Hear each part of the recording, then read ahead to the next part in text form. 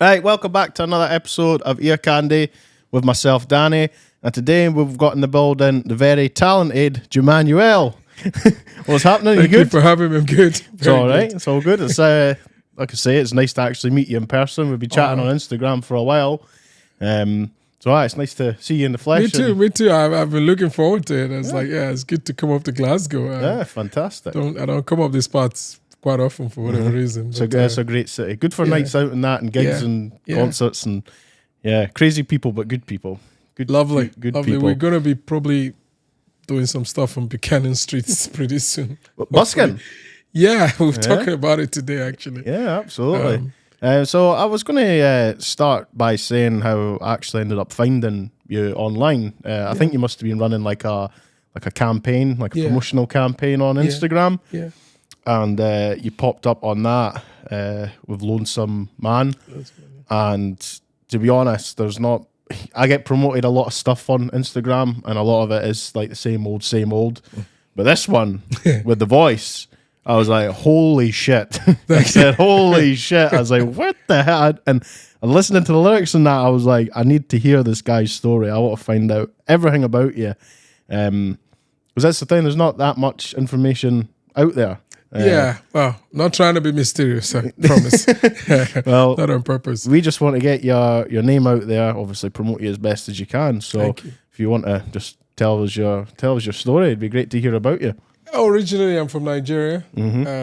Moved here almost 15 years ago, and I only moved here because I lost my father, and I was wanting something different, to change the scenery, something different. And so I moved up.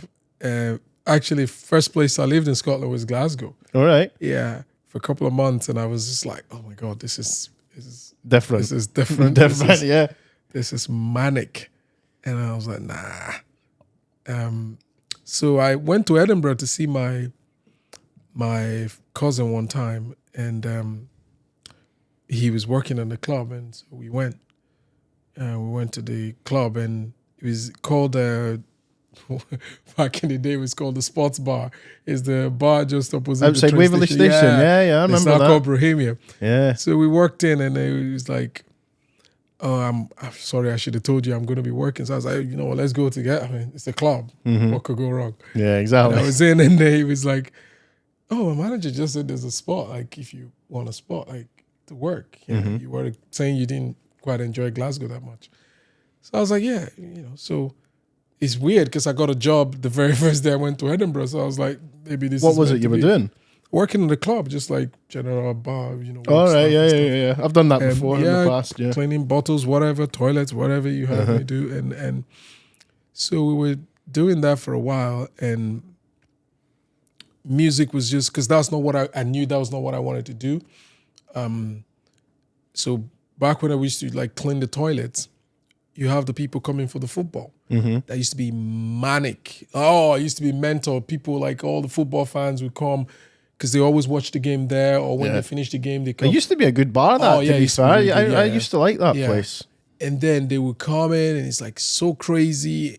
And I wasn't used to that. It was just too much. And so music was just something I would be singing in there just to keep my mind sane so I don't go crazy. And I remember I'm mopping with the mic, and I'm singing with the mop and singing. And people will come and be like, oh, don't give up your day job. What are you doing? And the thing about me is, the minute you tell me you can't do it, you're going to prove them wrong. You've opened Pandora's box. Yeah. Unless it's something that I don't really feel like I want to do. Yeah. But if it's something where I'm like, oh, I think I could actually do that. Then when they were like, oh, don't give up your day job, I was like, oh, guess what I'm about to do? We're going to do just that. So we go into he started going to the karaoke on my day off, and at the Tron Kirk.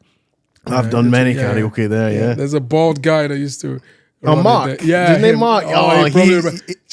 He's a legend. Yeah, just showing my picture, he'll tell you. I used to go there and sing all the time with Mark. And he still does karaoke and that. I was at, do you know La Belle Angel? Oh, he does it in La Belle now? He does it during they do once a month on a Saturday. It's like a rock and metal night, but the little room in the back, he does karaoke in there.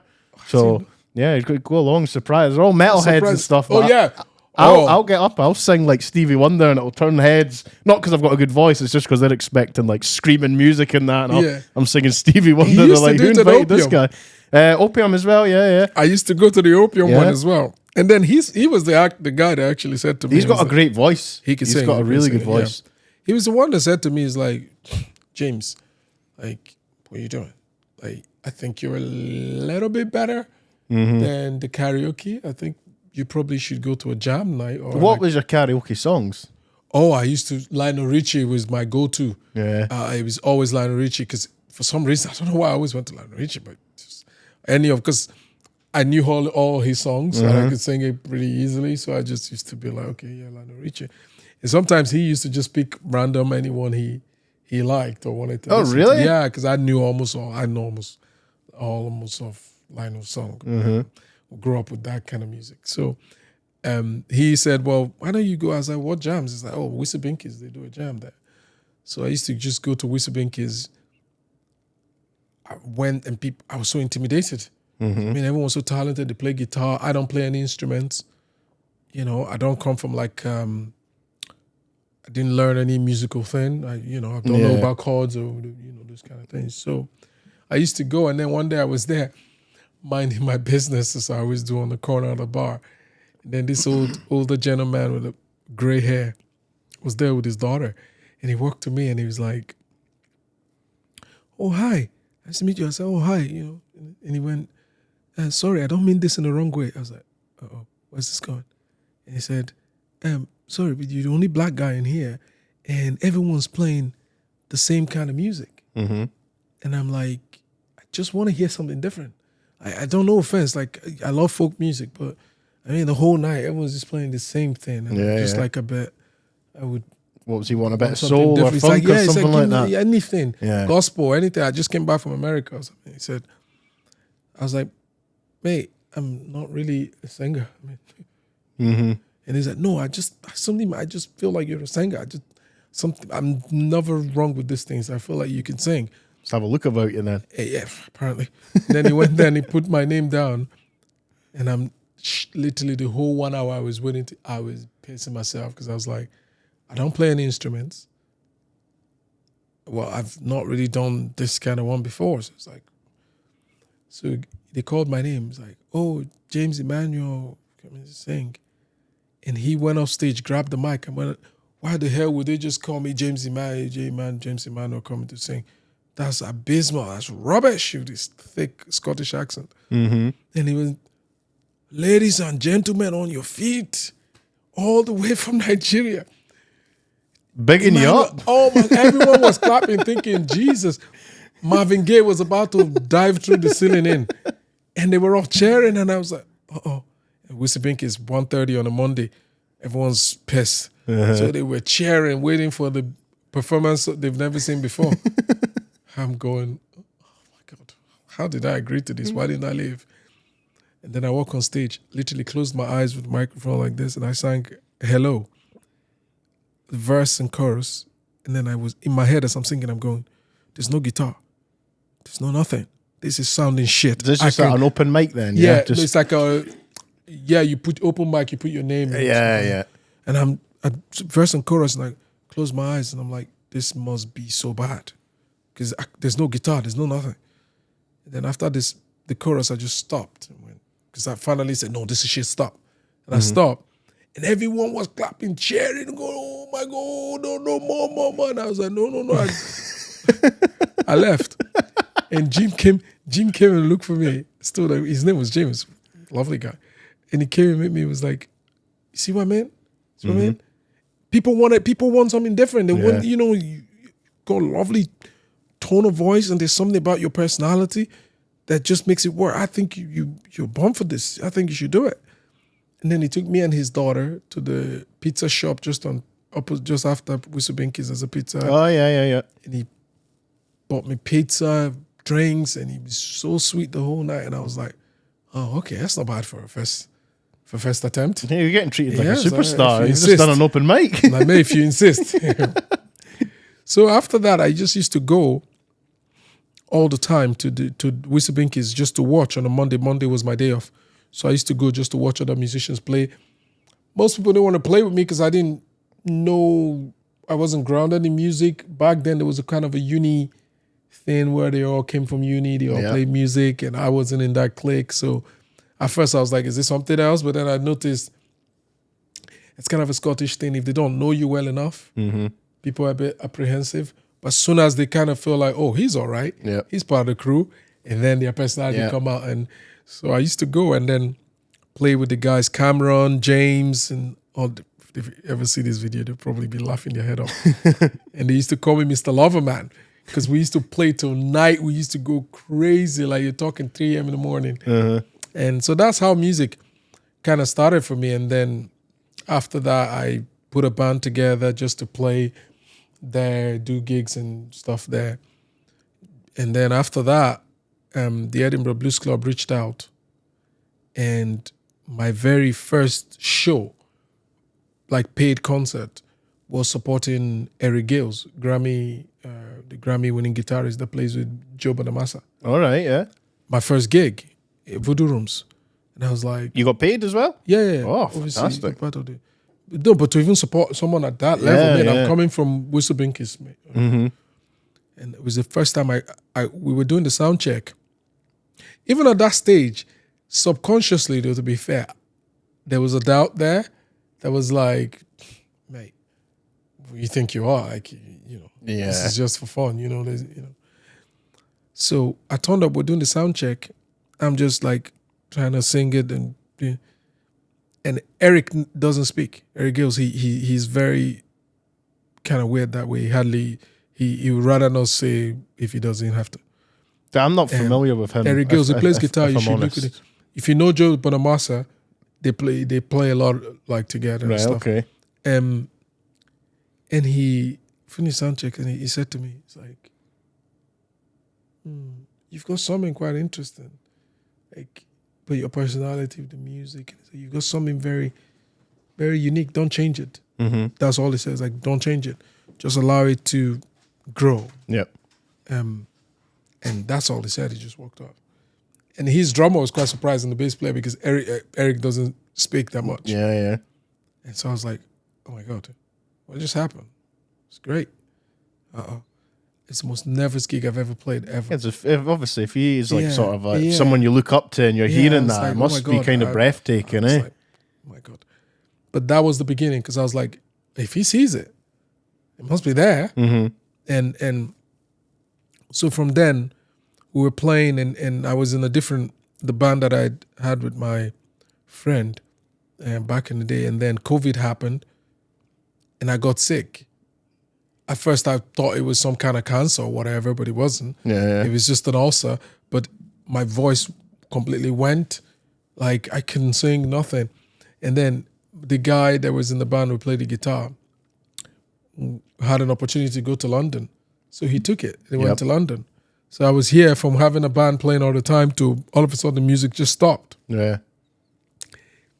I think the whole world stopped then, during COVID. It was horrible. Yeah, horrible it was harder for me because music was my therapy. And it's kind of hard, for people play music or do some different things for different reasons. For me, music keeps me sane.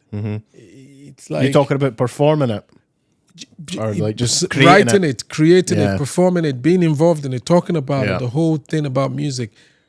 My girlfriend says all the time, it's like, that's really your first love. It's like I was like, it not, music's not a person, don't be jealous, kind of. But after that, when I recovered, I was like, right, where do we go from here? I kid you not, the very week I got my voice back, I got a message from Colin, who runs the Edinburgh Blues Club, and went, James, we're thinking about putting a show like post-COVID. You have a wonderful voice. Why don't you just get a guitar player, pick a couple of songs, and then come play? And I was like, great, yeah, let's go for it. So in the process of looking for a guitar player, my mind kept going. No, this is the moment. Get a band. Don't just go as a guitar player. Put a band together. and go as a band. Like, It sounds better in it, but it's more enjoyable if you're there watching it, having a whole band rather than just the guitar. Because you need to think from a consumer's perspective as well, someone who's actually there watching it. You'd rather full band rather than just like an acoustic guitar or an electric guitar or something. And I think my voice and my performance style is, obviously we do acoustic stuff sometimes, but my personality, style of performance, whatever, kind of leans towards that. To a band, To a band rather than, you know. I'd agree with that, definitely. So we put the band together. I went to the jam session, the Doghouse, and I met Jack, the drummer. Jack used to dep for us when we was in the other band ages ago. I was like, you know, Jack, we got opportunity to go do this. He's like, wonderful guy. I was like, yeah, no, everything's cool, James. I know this guy plays guitar. I know this guy plays bass. I was like, can I see them or hear them? And he's like, yo, that guy that's about to play now, he's my friend, Ed, plays guitar. And I watched him and I was like, he was playing fine. He just had one bad note and he was raging. Right. And I was perfectionist like, I never met anyone like, bro, everyone has a bomb note. You know? And I was like, I need someone who's just as crazy about the music just as I am. So I was like, to be honest, that was a selling point. So we had him, the bass player Lucas, is friends with Jack and Ed. And I was like, oh, there's this young guy, like he's really good. I was like, let's see, he plays gospel. I was like, really? I met him. Most gospel R&B type bassist you've ever seen. Really cool, stays in the pocket, he knows the whole thing. And we put the sound together. And that night, I heard Jenna, the saxophone player, the girl playing, and I was just like, who's that running inside? And I was like, oh, it's a girl. She's got this lovely tone to the way she plays. It's such power. Yeah. And I was like, wow, she's got the 1,000%. It's got to be in this sound. And I spoke to her and her girlfriend thought I was chatting up. I was like, I'm just trying to, ladies man, are we? just trying to get the number for music only. Business. You know? And that's how we all went together. And I said to them, the first like 6 months, we were like, let's not play. Let's just work on the sound. And we kind of made sure it was like more soul and blues and really old style, because I like that retro style of stuff. I got that vibe listening to you. Yeah. So you've got the sound down. If that's what you're going for, it's got to be, because I feel like everything is in cycles. So I feel like we've explored all this modern stuff. You could even see from people like Teddy Sims, I lose control. They're taking it back there. Yeah. That's because that is the foundation of everything. Yeah. You know. So it's going back there, and I'm like, you know what, I'm gonna get there first, so as quickly as I can. You know, and they were also sweet, so willing to work, so willing to like that. This has been for me like the best band or group of people I've ever worked with. In terms of, you could just give a vision and they could just receive it and say, okay, all right, let's just. I was thinking about that earlier, actually, obviously, before coming in here today. I was thinking of all the genres that I can think of. I'd maybe actually go as far as to say that this sort of soul music had the best evolution in terms of music. Because obviously back in the day, you would have had like Marvin Gaye and that. But see, when it comes to soul music, I really like the 80s period with like Luther Vandross, Alexander O'Neill, and Billy Ocean. I really like that. We're talking the OGs now. Yeah, the OGs. Like, I think obviously like instrument wise was brilliant, but I think the 80s synths and the keyboards you got back then just gave it a new element. Like, especially when it comes to the bass and some of the stuff they could do with that was just unreal. But like you say, it usually gets to a point where it does get a bit too much. There's too many things. Like, just strip it back, go back to basics, and that's what you're doing that's with your sound. Just kind of I mean, when you, and again, it's funny because when I was doing that, I realized my friend who's been in like music for a long time, he was honest. He's like, James, you know, I'll be honest, you're a very good singer. You can sing most, like, I know you're a soul singer, but your voice is right in the middle where you could do a lot more with it than you think. Yep. There's no market in Edinburgh for that kind of stuff. You know, it's just Scotland. Unfortunately, people want. And he was obviously trying to be kind, But I took it the completely opposite way. I took it to mean, oh, there's no market yet. Yeah, There's let's a yet. make it. There's always a yet. And it's the thing where it wasn't a bad thing for me because I didn't become a musician from wanting to get famous or whatever. If it happens, fantastic, whatever. It's the dream, like Yeah, but it's that music for me is like a debt that I had to pay because that song Lonesome Man, that was the moment I decided to actually go do music. And I wanted to go do it because what had happened to me in that moment, Right. which we'll get to, I just didn't see a way out. And for the very first time, someone actually is like in my subconscious, someone was speaking to me and saying, I'm going to get you through this. And I was like, how? I can't see you. I don't know. How are you going to get me through this? Yeah. Like, I'm going to get you through this. All I want is your voice. And I was like, my voice? My crackly old voice, what are you going to do with it? It's like, no, if you give me your voice, I'll get you through this. So when I play music now, it's like a debt that I'm paying. It's like I'm repaying something. Every day I get to turn up. And that's why people who know me be like, yeah, there's so much excitement when it's got not to do with like being a musician is 90% of the time you're broke. So it's nothing to do with the money. It's just... That's the realistic side of it. it's That's just the way it is, unfortunately. Even opportunities like this, that coming here and talking about music, which musicians need, you don't get a lot of them. There's not many people out there trying to, support you or see your vision and drag you there. So I think if you come in, with such expectations, you might quit sooner than you want to. Yeah. So I always treat music like I made a promise that if I go through that moment, I was going to do it. And I was going to do it regardless.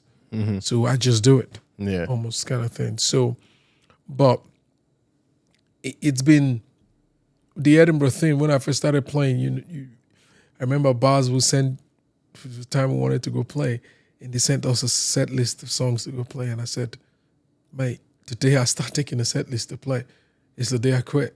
Because if I so they were actually requesting you to play certain songs, and I was like, can never. Yeah, if you've got your own stuff, why are you going to be singing other people's stuff? No, even with the covers. The thing with music, other musicians can do it. I have this argument all the time. My friend plays in wedding bands, and he wanted me desperately to join the wedding band, and he's like, "Me, you don't have to really work, right? Yeah. I mean, the wages you get at Western General, you can make on a Saturday and Sunday. Yeah. Playing weddings. I've heard some of these weddings. It's 400 Some quid. of them are brilliant, and there is money to be made there, but you've got to be good. Yeah, it's 400 quid. My Yeah. friend's like, you would be right on this. You would actually, in like a year or two, you'd be earning more than that because you've got the personality, Yeah. you got, And I said to him, my only issue with it is, I know some days when I wake up, there's certain kinds of music that I don't want to listen to. I don't want to listen to it. Not to talk about playing it. So if I'm a wedding singer, it's someone's special day. It's not about me. Yeah. And if that person has said, well, can you sing Signed, Sealed, Delivered? And I'm like, yeah, it's a great song, but for today, it's just not mentally happening. Yeah, you couldn't do that. You couldn't tell them, no, I'm not singing this on your special day. Yeah, it's just like, it's one of those ones where it's like, I know it very quickly start to make me fall out of love with it. Music is exciting for me because every day I wake up, I can say, oh, guess what I want to do? I want to play this. I really Would you not be worried though, like later on down the line, let's just say you became like a global superstar and you were traveling the world, you're going to play the same songs all the time.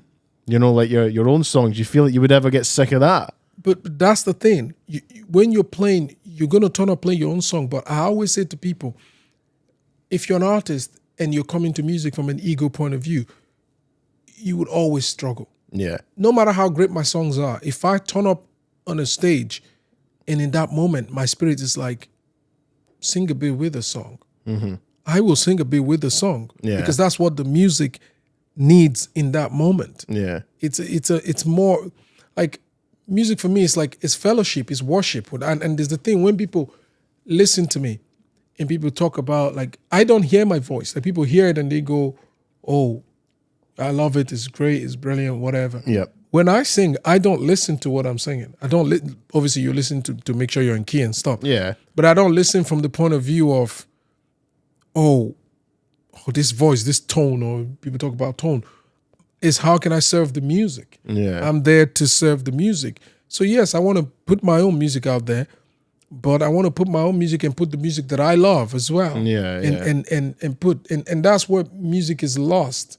It's become this ego thing where, you know, you go see a singer-songwriter. There was a guy during the festival a couple of years ago. I was seeing him at the Cowshed before they turned it into what it is now. And singer-songwriter, and he played original songs, and they were all like all the songs on F, you know, kind of all just sounded like F kind of thing, you know, strum and, you know, No deviation from it, just sticking straight to the you middle couldn't of the even road. tell how, you know, you've played a 30-minute set. I could just hear the same chords, mate. Like, I honestly, and I don't even play guitar. Yeah. So would it not be better for you to play half of that and maybe half of something else, so that when you play one of your song and one cover and one of your song and one cover, you're giving the listener time to just leave the room where you are for a little bit and then come back to it, so it's always fresh. Yeah, definitely. You know? But you get these people who's like, oh no, I only want to play like my own original music. Mate, do you know how hard it is to write an hour set of your own music I can imagine. to play for a crowd as a beginner musician? Mm-hmm. You're not there yet, but there are songs that are great that you can then incorporate to what you're doing to make your set and your songs shine even better. Yeah, absolutely. You know, like this time we played the jazz bar. Most times for the last 2 times when we want to finish the set, I always finish on Fever, because I like the energy it gives the crowd, because we sing it, we kind of play slightly differently. Right. And we start the set slightly different as well. So to give you that contrast. And this is the thing. To be honest, it's that thing where musicians, you can't just roll up and play. You've got to really think about the psychology of the audience. I didn't know I was doing this, but when I was a Whistlebinkers, that was the apprenticeship. Yeah. Because I get to stay there. I played on that stage for like a 6-year period. Yeah. That's a lot of... I remember, like, because I've been going to gigs for as long as I can remember. And, like, when I was younger, I used to be terrible for it. Like, if I was to see a band, and in my head, I'd be making up a set list of what I wish they were playing. And then when you get there, it might not be as gone the way you think, right? And I used to get really wound up about it. But it was later on in life, I realised that, no, it's the band's job. They take you on a journey. There's a reason why they play this song and then that song. Yeah. There's a high and there's lows, there's in-betweens. Yeah. And when you think of it in that is a very creative sort of aspect of touring and gigging in general. Absolutely important. And I didn't think of that when I was younger, but now I completely understand it. So now when I look at set lists, or if I'm seeing a band live, they could play like, I don't know, 3 like upbeat songs, and then they might play like a sort of more downer one. And I'm like, I get why they do that now. But then they'll go back up to a more upbeat one to get the crowd back in and invested in it again. And I think it works much better doing it that way rather than me. I was like, I just want all the fast stuff. I just want all the fast stuff. But there's a reason why set lists are written out the way they are. In maybe a rock band or a metal band, it might be different. But if you're going to be like singing, especially R&B and soul and jazz, because it's not heavy enough to be as distracting and overpowering. That's the beauty of it, because then the people can really immerse themselves and enjoy it. But with that comes pressure, because now they remember everything. Yeah. So there's no kind of wiggle room. You need to really organize this show. And it's about performance as well. People come to my show and they say, oh, we spend half the time singing. Yeah, because I'm not just there to sing to you. You think you are some princess. If you're joining this thing, you better be singing. Yeah, you want them to have fun as well. We're singing together. You know, you're in this band. If you come to our show, you're in this band. Yeah, and we're all going to sing it together, because I want to go home and enjoy the show, and I want you to enjoy the show, and I want you to feel. And you have all these things as well, where it kind of sometimes feels like the musician, the artist, is distant from the fan base. Like on my page, even on Instagram, wherever it is, the thing that I love the most about like my social media, imagine it just brought us together, didn't it? But apart from that is the kind of community thing we kind of built there, where the amount of time I spent like just talking to people, like not about music, just about their lives, about getting to know them as people and connecting with them in a kind of a human level. I think it's easier to support like artists and musicians when you do see them more as humans rather than just an entertainment thing. Like you say, if you're interacting with the people that are following your music and you're saying you're not necessarily talking to them about music, just it shows you as a character. They'll be more invested in wanting to come and see you and whatnot if you just act like a normal person. It's just because again, I don't want what worries me the most in terms of going forward. I don't want to disconnect. I don't want you to hear my music, see me, meet me, and then say, "Oh, I'm confused." Yeah, like two different people. Yeah. When you meet me or when you see my video on social media and you meet me in person or you come to see the show and we get a time to maybe after the show chat, which I always do when you come to a show. At the end of the show, people maybe stand on stage. I go down, I shake everybody I see. I say hello, that's cool. Hi, whatever. When you meet me in person, I want you to have that feeling like, that's what I thought. It's like one of us, eh? It's just a normal person. And that's what I am, really. I'm just a normal person. And I always want to be that. Yeah. Because I feel like you never know if you don't get big. I want to still be able to take a stroll and people just meet me and be like, hi, I'll be like, oh, yeah, you're all right. Yeah, let's just, because that's what life is. Life is not this kind of like everyone trying to be really fake. It's tiring. It's like too much pressure to carry, and it doesn't suit my personality. No. And I know what it feels like to work in a room and people look at you like you don't fit in. And so that worries me all the time, where I feel like I don't want people to ever be around me and have to second guess themselves or feel like they don't fit in or feel like they have to try. You're fine. That's the most important thing for me. No, it's cool. It's humble as well. It's being real. Being real. Like I met Eric Bibb, who's just got nominated. He got nominated for the last Grammy. He came to Edinburgh, Queen's Hall. Oh yeah. Sold out, and he put me on his family's guest list and with his wife and his stepdaughter and his family and stuff, and gave me like the biggest VIP treatment ever. Oh, and people really? thought I knew him so personally.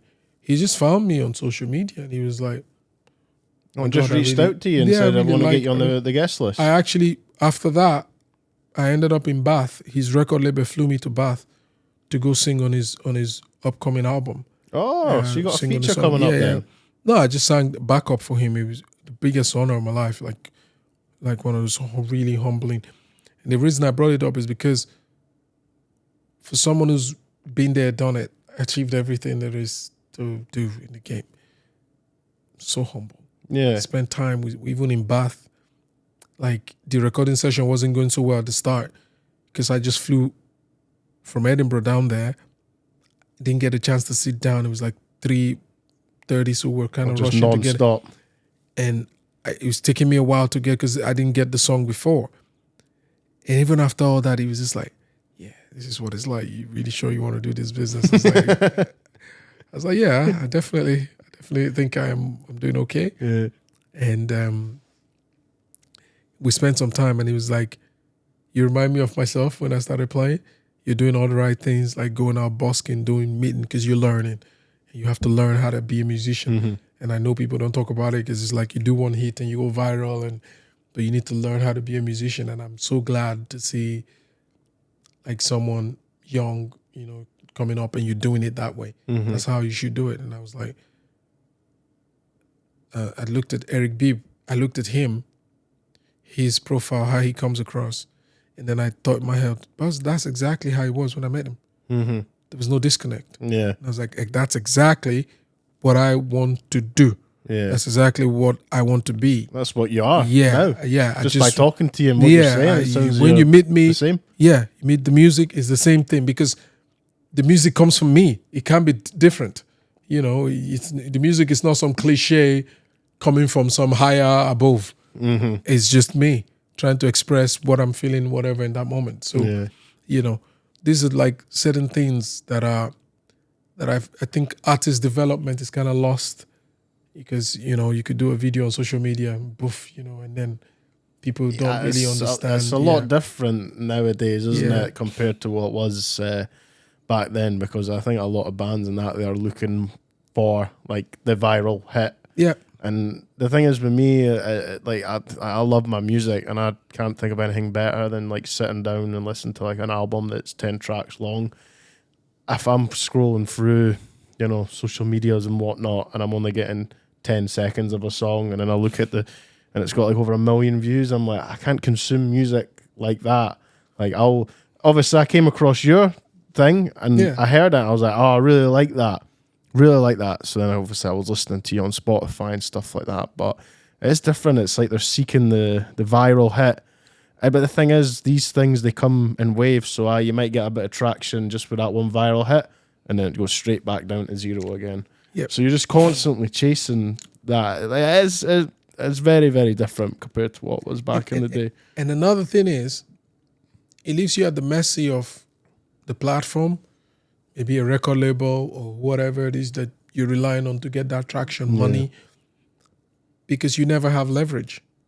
For an artist, the biggest thing you have, two things. Obviously your music, because you need your music to be good.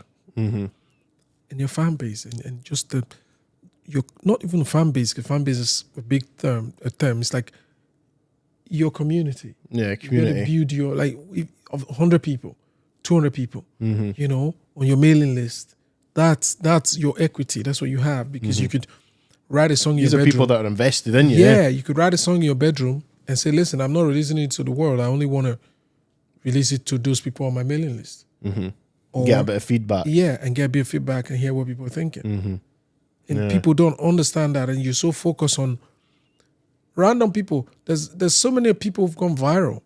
And now, obviously, as a result of that, you got 100,000 followers of them.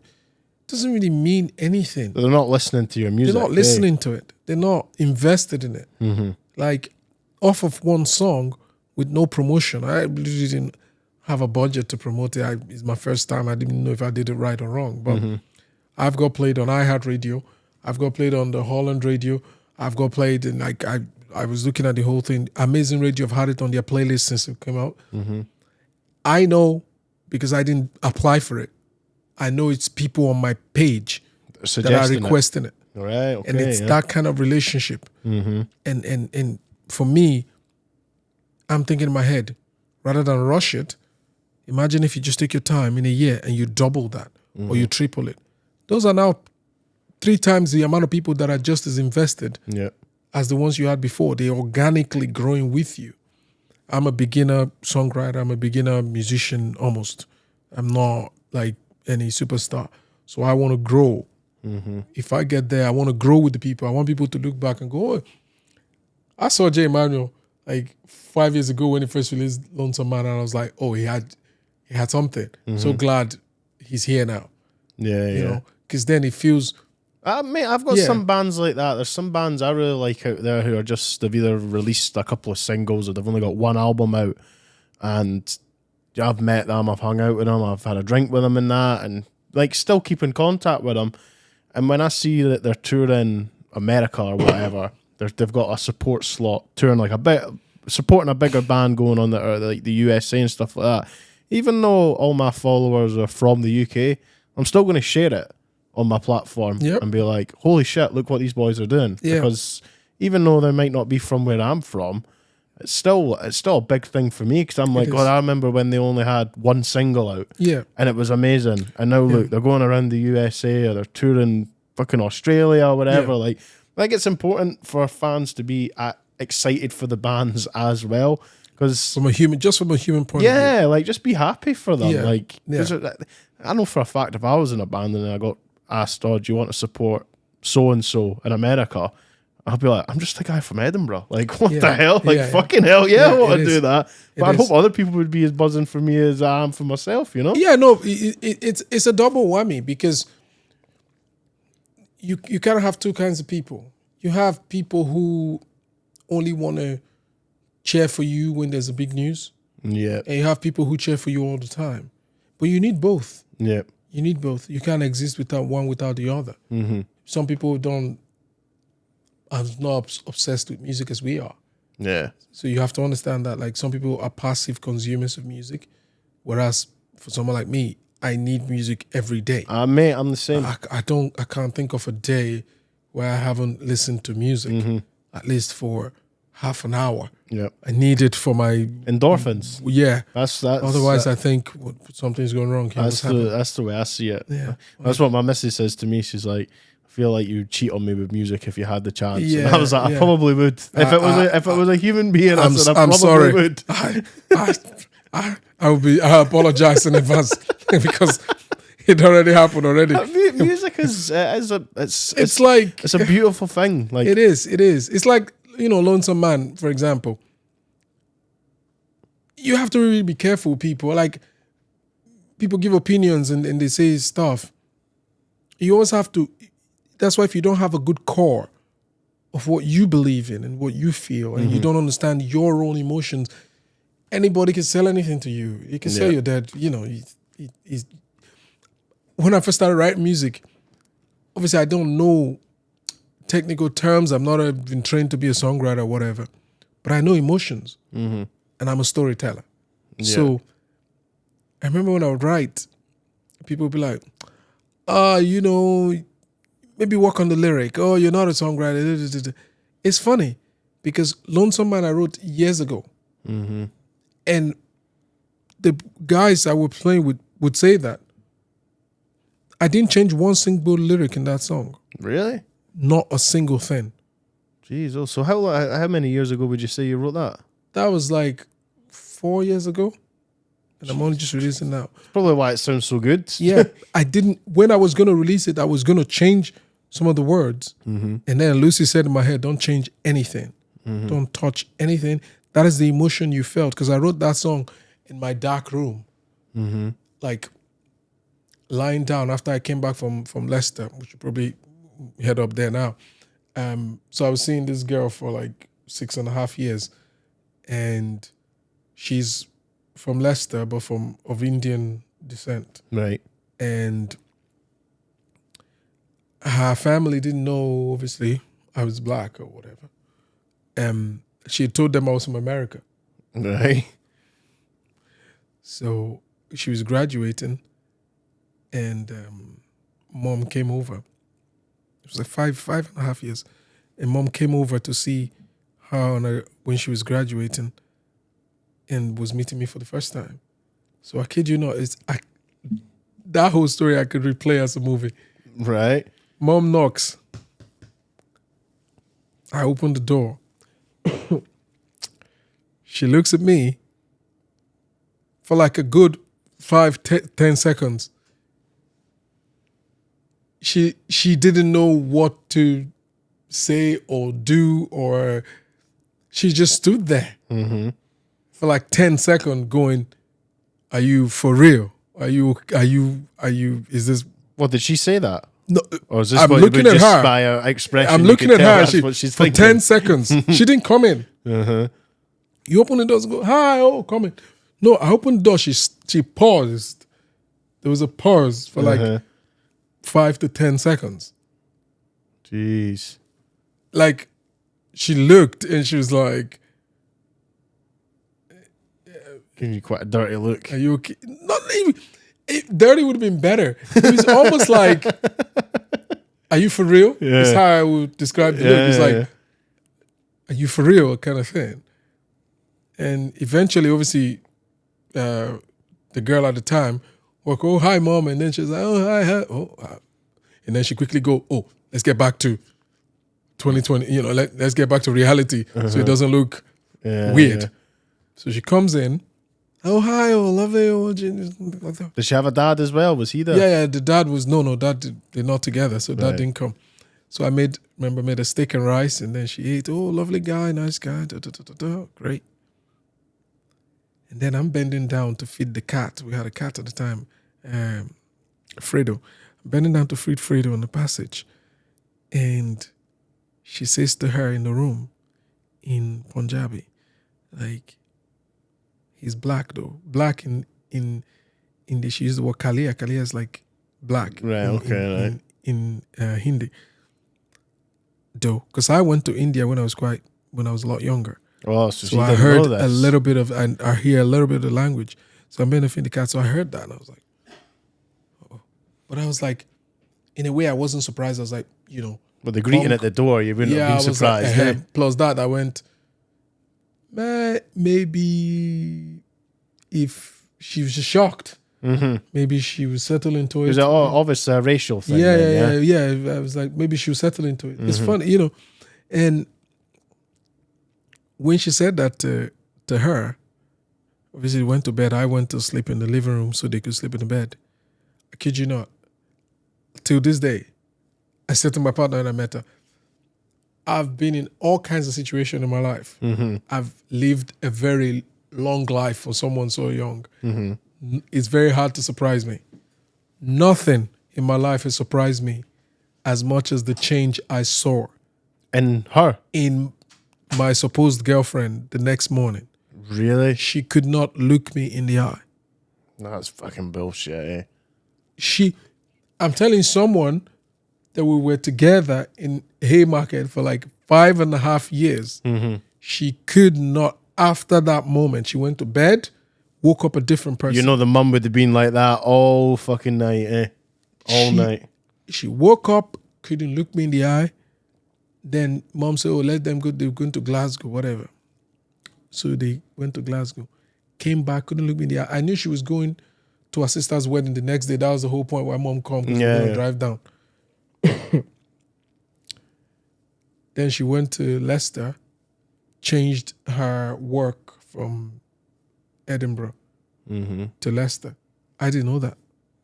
That wasn't supposed to happen. Nobody told me.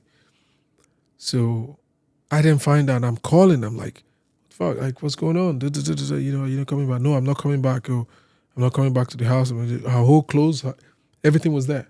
Yeah. I didn't want the cat. I'm allergic to cats. So you were putting up the cat because of her? She wanted the cat. It was supposed to be her cat. And she left everything. Left the cat, her laptop, everything, the whole thing. Really? Clothes, shoes, everything. I was like, what the fuck? It's very backwards thinking that, though. My God, like that mentality is a very backwards thinking. So I said, maybe she's in shock.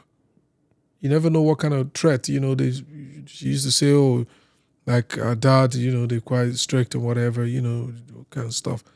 So I was like, maybe if I go to Leicester and I see her and I say, it's not like we're shocked. I've always been black. Yeah. Well, I didn't, this is after like all kinds of stuff I found out after that.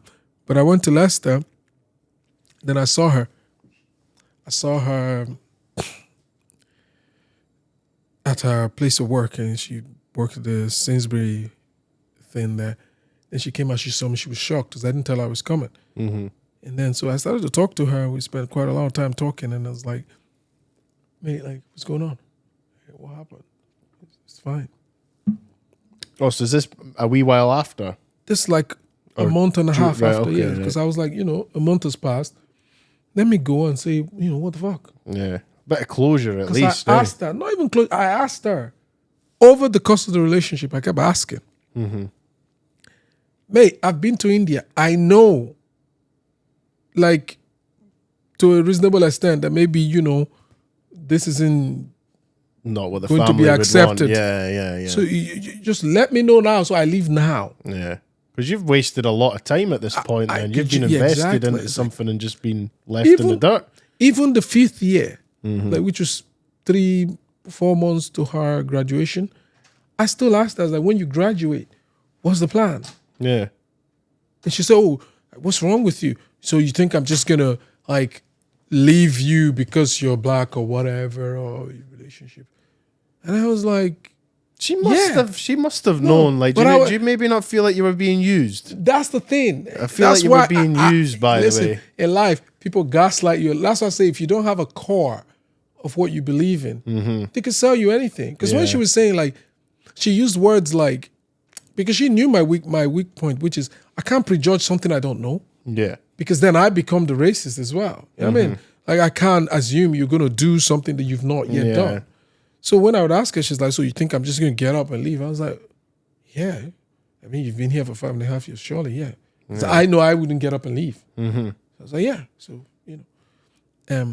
so I was saying these things to her, and like, in Leicester, I was like, I asked you this thing 3 months ago, 4 months before, 6 months, a year before. You said I was dumb. Here we are. Yeah. What's the heck is going on? And then obviously you started to get to her emotionally. And so she got up and walked to the road, like the road there, stood there. And then I think someone who was like Indian looking walked past, because they were wearing like a traditional clothes. Yeah, walked past. And then she seen, I don't know if she knew her before. And then maybe she started to panic a bit, like in case mom or dad or whatever saw me. I keep saying, something died that day. The way she screamed, I don't want anyone to see us together. Oh my God. Oh, really? I was like for like a good minute, I think I froze. Because I was like, what do I do? Yeah. Like, we're standing, it's a public road. I'm just trying to, people see it. I don't want anyone. And then I understood what she was saying. I don't want anyone to see us together. But then I was like, but people have been seeing us together in Edinburgh for 5.5 years. Like, did you ever get like any maybe dirty looks out in the street when you were together? From people like, were working. I was too heartbroken, focused on delivering my message. Maybe she was saying it. Maybe that's why she then had that explosion. And when she said that, like something, I felt like I wanted the ground. And cars were walking past, were driving past, so they heard it. Yeah. So like people then were turning to look at me, like, and I was like, I felt like I wanted the ground to open up, and I just disappear. Yeah. And then when I got on the train, I was coming back. I've never felt so like I couldn't.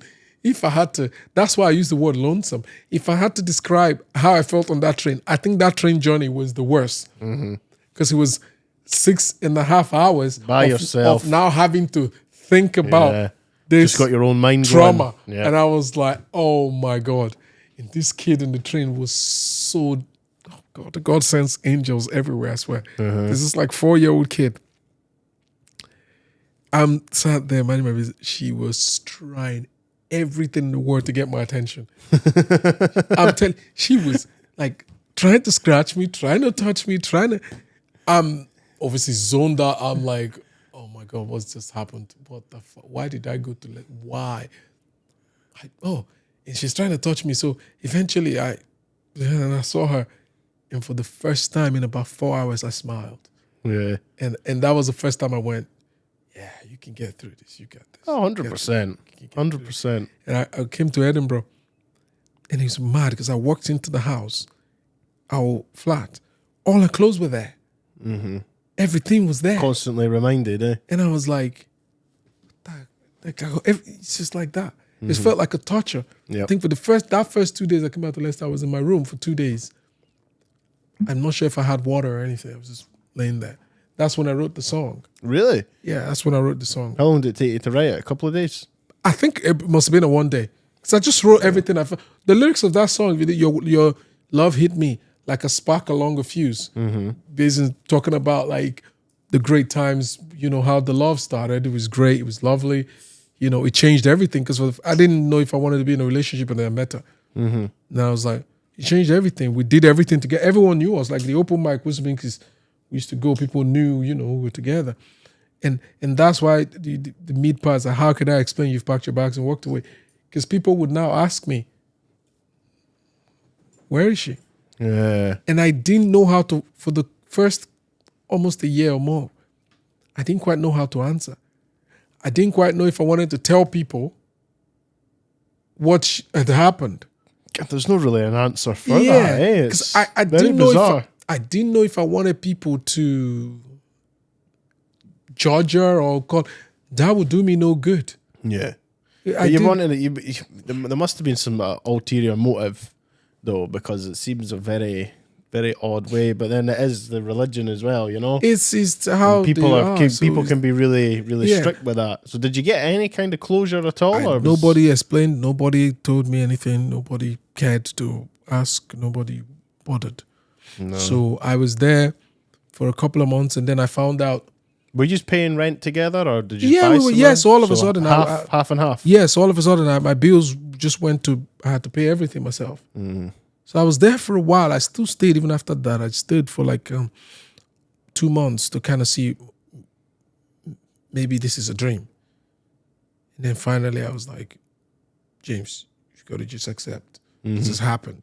This has really, really fucking happened. And it was bad because it just brought back all the. It took me. I think it was a harder trauma for me to deal with because when I lost my father, I didn't get a chance to grieve because I was so kind of like desperate to go out and make him proud or go do something else with my life just to honor his memory. I forgot that when you go through trauma, you're supposed to take 5 minutes out and just process it and maybe cry if you have to and then heal and move to the, I didn't do that. So when that then happened, I just went back to that trauma because I kept thinking, oh, if my father was here, he would just know exactly what to say because he's that guy. Yeah, He would just be like. How old were you when you lost your father? I was 17, 18. 17. Really? Yeah. So, Jeez. and we were very close because my father's like, you're a man's man. So we used to be like, even when I was like 13, we used to talk about really mature stuff. Yeah. My father I was was like that with my dad as well. He's like, you've got a very Mature head. matured mind, Yeah. you know. And so in that moment, I was just like, now dealing with 2 losses. And then to make matters worse, I found out that the pregnancies that she had at the time were not, that she said she was having miscarriages, were not miscarriages. Obviously, she was having abortions because she didn't want the family to then get pregnant to give birth to for the family to find out. And then so it was like, if she's doing that, then she knows that it's never going to work. Why lead you on? Exactly. And then it was like, I was dealing with like 3 different kinds of pain. Yeah. And I didn't quite understand. And I couldn't stop. I couldn't say, okay, let me take a month off work. So I'm busy on a pay-as-you-go thing. So I had to go to work and put a brave face on. I had nobody really to really understand. That's why you see the word say, how could I explain? You've packed your bags and walked away. I'm a lonesome man. I'm tired of hiding my pain because the world's going to see it anyway. Yeah. Because I'm trying to really kind of like hide it, but people are going to see it. Yeah, they're going to see it. They're going to see that I'm reclining. I'm not as cheerful as I was before. People be like, oh, why you not come to the open mic? Oh, where's this person? Oh, where, and then I stopped going. I've just got a completely new appreciation for that tune now that I've heard you it's say weird, it like but that. Because it is the beauty of writing, and that is very beautiful when you put it like that. That's crazy, man. I wasn't trying to go for some kind of lyrical masterclass. But I just wrote exactly the emotions I felt. Even the second verse was like twists and turns, those early nights. Isolated from those who really cared. Surrounded, but still feel lonely. Because, when I started to heal and started to go out, you're in crowded places, you see people with their girlfriends, you see people in love, or Christmas was the worst time for me. Because I would go to, I love the Christmas market. It was like my thing. Yeah. And how you go and you see people with their partners and, It is something you do with your I partner, just used to sit there and go, did you go by yourself? yeah. I used Oh, to go, man. I'm fucking gutted what a for you. guy. I was like, mate, like, born on a bad sign. What the heck is going on here? Like, is it just me? Yeah. And talking about that song, it's really changed my whole view about music and everything because I wrote that song thinking it would connect more to women for some reason because I felt like, okay, women more go through, that kind of. It was vanity. I just decided to check my Spotify for artists. The amount of men that love that song. I'm and glad have I'm kept part it. of that. Yeah, and more men have messaged me about that song than women. Really? And I was not even talking about it wasn't even a song about men or women. This guy was just like, I've just been wanting to say that for a long time. Like, I'm tired of hiding my pain. It's like I heard the hook on your ad or your video. Yeah. And I was just like, I can't believe someone actually said it. I've been wanting to say it like for ages. I'm tired of hiding my pain. Because the word's going to say a good nerve with some people then, yeah. The word's going to see it anyway. Because, you work past people, and it actually changed the way I interact with people, because I used to think everyone was perfect. Like everyone was having a great time. I was the only one, going through shit, basically. Yeah. And then I realized that, no. Everybody, even the person in the club who's like acting like he's got the best, he's just won the lottery. That's not true. Yeah, they're the ones that are usually They're the most vulnerable. It's masking. So that's what I say to people all the time. When you meet people, try to be kind, try to be a little bit nice, because you don't know what someone's going through. You don't know, Mate, the way I see it is treat people the way you'd want to be treated yourself, right? Yeah. That's And the best way to be. sometimes you might need to you might need to be a little bit more patient than you probably otherwise would be. Because I've been in certain situations, even recently or stuff where someone's obviously almost been a dickhead, but I'm looking at him and he's looking at me going, my partner says this to me all the time, you're always so philosophical with the way that I'm looking at him, and I can see he's not necessarily trying to be a dickhead. He doesn't quite know how to express what he really wants to say. Yeah. And that is now making him Appear do to all be this like, little dance that he doesn't need to do. And so I'm looking at him going, man, I've been there. I know. Yeah. I can see you for what you're trying to do. and even with the music, I remember I used to walk into the room and people would be like, well, because I didn't come from a traditional music background, they'd be like, well, you don't belong here almost. Is there a bit of snobbery that goes on Very like that? much. Oh, yeah. Really? Oh, yeah. Any musician will tell you. Like, you get these people who, fair play, I mean, they spent all their life, they study music, they know all the kind of intricacies and chords and whatever. Here comes this guy. You know what it is? This is the myth that people have about artists. Right. They think, here's this guy who just walked in, probably because he's black and grew up in church and can sing a little bit. He's cheating. He's cheating. Like he's not had to work as much as me. Yeah. Like spend time and honing on the craft. And I'm going, it's like that thing where they say, oh, you're talented, so you're just cheating. Like you've not really. I'm like, mate, I wish you could spend a day with me. But you could say the same to them. No, I'm like, mate, come spend a day with me, and you'd see that talent has almost nothing to do with it. Yeah. Mate, the amount of music that I listen to, by the way, half of singing is memory. You listen, you understand, you start to understand what's going on. I may not be able to tell you, in a musical arrangement, but I know it. Yeah. And if you play it, I will play it. I'm like that when I listen to music in the house, and like I'll say to my girlfriend, like, "Oh, did you hear that?" And she goes, "No, I didn't hear it." And I'll like rewind it. So I'm talking about that. And she's like, "I don't get what you're trying to hear." I'm like, "How doesn't that do anything to you?" And she's like, "I don't know what I'm supposed to be listening to here, but I think you're probably like me. You hear other things within the music that maybe other people don't hear." Yeah. But they know the technique, so they think, "Oh, because I know it's an arpeggio." One that drives me mental. It's an arpeggio. Mate, it could be an arpeggio or not. The reality is, does it sound good? Arpeggio. Some people just using big words for the sake of using big words. Does it fit in? Does it sound good? Do people connect to it? Is there emotions behind it? That's where I'm coming from. Yeah. So that used to frustrate at the start when I used to go into this room and playing with musicians who were on a higher level. Would be like, oh, they think I was just there because, oh, he's got a good voice and he just turned up. And they don't know to look after this instrument, to be able to use it every day, is harder than learning to play guitar. I'll tell you that for free. Because if I get a cold, or I'm sick, or I use the wrong technique, my voice is gone for days. Yeah, because there's some things that if you're in a full band, so there's other things that the other bands will be able to do that you can't. I can't do, yeah. So after the show, they can hang outside in the freezing cold for an hour and have a drink and that. You're not able to do that. Because as soon as your voice goes, the whole fucking band's shut down. Exactly.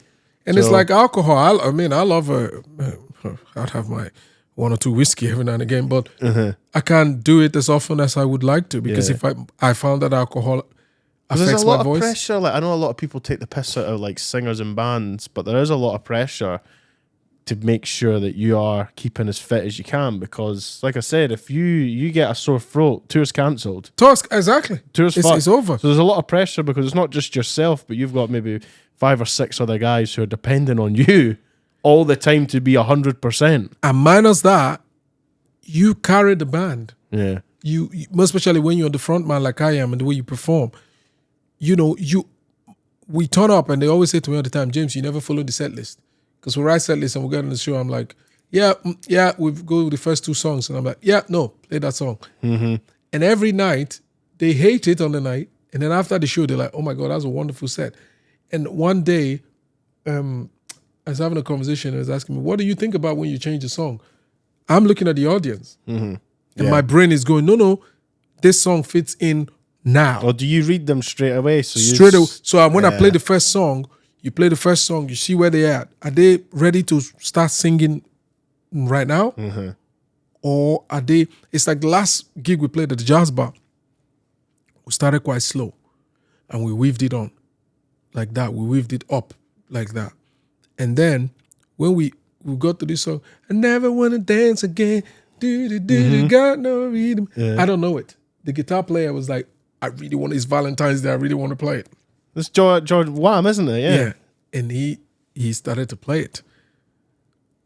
I only quickly learned the first verse. So I sang it and I put the microphone in his mouth to be singing the rest. Mm-hmm.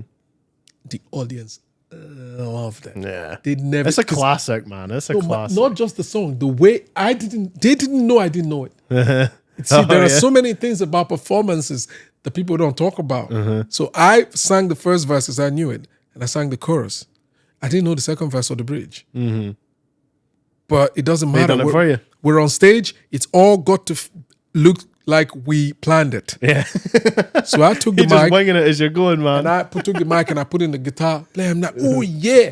And then Ed is going for it and singing it. And the crowd's like, oh my God, Ed, the guitar player is singing. They're like, oh, lovely. Oh, and they're cheering. And from that moment, I was like, they're ready. They're ready for the big one now. They're ready for the sing song. They're ready for Lonesome Man. They were all singing it. And then I was like, yeah, now is the time to bring Lonesome Man. They're already singing. Has that had a good reception live? Yeah, and all the time we play. Because the people who are coming because they've heard it. Yeah. So they're coming for Lonesome Man more than anything else. See, the thing is, if I was to come and see you, obviously it'd be Lonesome Man, right? 'Cause that's the song I know. But see if I was to see you live and maybe you did play Wham or Luther Vandross, because I've seen you do Never Too Much. Yes, it's one of my favorite. I would lose my shit because I'd be like, this is my music. This is what I'm into. So I like that. Have you got any shows coming up? Because we're going to need to wrap this up. Yeah. So this Lonesome Man is part of the EP. It's called Love X3. Right. We're having the EP launch on July the 5th at Unit 5C. The 5th. Yeah. Is that a Saturday? It's a Friday. I'll need to check. I get every Saturday off from work. I get a long weekend every now and then, so I'll double check. I'll see if I'm off for that. It's a Friday. Unit 5C on Fountain Park. Oh, Fountain Park. That's not just along the road from me. Yeah. So we're gonna do the whole launch there, the EP launch there on the 5th, and then so from middle of March, April, we're gonna probably release the next song, first week of April. Right. First, the next single, and then there's gonna be another one. Because I just told the guys, take a pause, let's just record everything. So I have it. I don't want to, when I release the next song, I don't want to have to wait or go to the studio. So you've got everything ready. I want to have it, everything, at least the first 2. Structured release. Yeah, so we're going to go a month, April, May, and then June. And then just to get us to July. So the last song's probably come out end of June. Or we might actually just put it on the 5th of July. Just to make it something that they can then come to. Yeah. To listen to. And so that's the project. And then after that, we start completing the album. It's been really humbling. Like the kind of calls we get from like some interesting industry people as well. And just to think like local people from Edinburgh. You must be doing something good if people are. Yeah. Look, I think it's I think that song, I didn't think it would connect as much as it did. And it did. Very much, and I'm glad it did, because it's not okay for you to maybe feel like you're the only one who's not having a great time. Like, life is such a weird experience. Roller coaster, altogether. yes. Yeah. You just One have minute to. you can be up, next you can be down there. Yeah. So you I just almost have to just like. Sometimes it's okay to be lonesome, but don't be lonesome all the time. Mm-hmm. You're lonesome and you come out and you move. I thought that was gonna break me. Yeah. I really did. I thought that would be like. Well, look where you are now because of it. And I was like, no. I think there was only one winner in that relationship, mate, and that is certainly. Oh, I have no regret. I just I had a boy. I'm gonna probably have a girl pretty soon. Some Oh, point so you this got year. a kid, yeah? Yeah. All the Fantastic. things I thought I was telling my mom the other day, like all the things I thought I lost. No, given to you. You've got everything all coming to you at one time, man. I'm over the moon for you. I'm really happy. So It's been. it's mad because there's so much you can. When people hear the song, Yeah. it's just a song, and it's like. Well, that's what so I said much to you you at wanna the start. Like, when I heard the tune, I was like, I want to hear this guy's story. I want to know what he's all about. And it's been fantastic having you in here. Like, it's been really good. I've enjoyed this. If anyone's looking for you online, is Instagram? Yeah. Jemmanuel official. Yep. And have you got the link tree? Yeah. No, we've got a website. So it's jemmanuelofficial.com. www.jemmanuelofficial.com. Instagram, TikTok, Facebook, wherever you. Everywhere they'll find you there. YouTube, yeah, you see us there. Fantastic. So glad you guys took the time out to ask us to come. And No. Anytime. Have you enjoyed being on? I have. Good. I have. So many, Good. like, just normal people. Remind me of Nidri. Oh, thanks very much. I'm going to take brilliant. that as a compliment. Huh? That's crazy. It's brilliant. I almost forgot I haven't spoken in this weird accent for a while. It's brilliant. Different mate. class, mate. Different class. Right. Thank you all so much. We'll wrap that up there. I'll do my little outro, but just to say again, it's been great having you here. Thank you. Really enjoyed it. Thank and everyone, go and check him out. The guy's an absolute genius, bringing good soul music back to where it belongs. Thank you. So this has been an episode of Year Candy with myself, Danny. Thanks for watching. Really appreciate that. And I'll catch you in the next one. See you later. Bye.